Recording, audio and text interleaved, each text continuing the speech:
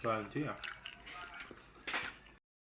Ayan na guys ang kanyang tokwa sisig. Ayan. Ayan ang ating pork. Ayan. Luto siya ng ulam niya. Ito, tokwa sisig. Durog. Ito na yan. Ulang durog. Ayan. Ang bango. Ang bango. Amoy palang ulam na.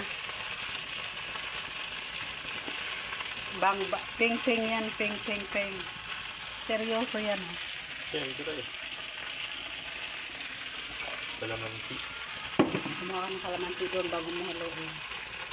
Ayan guys. Merienda niya yan. Ayan, kain na siya. Merienda na siya. Kain tayo guys. Tokwa sisig guys. Sarap ma.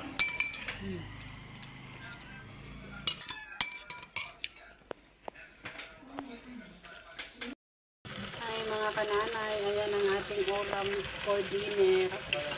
Tokwa sisig. Ayan na guys. Haluin natin kasi baka masunog.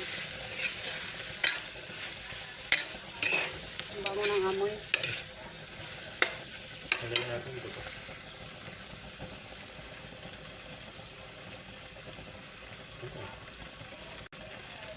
Yan nga nilagyan. Walang lemon kasi pwede na yung kalamansi. Ayan. Ito na ang ano natin. Lagyan.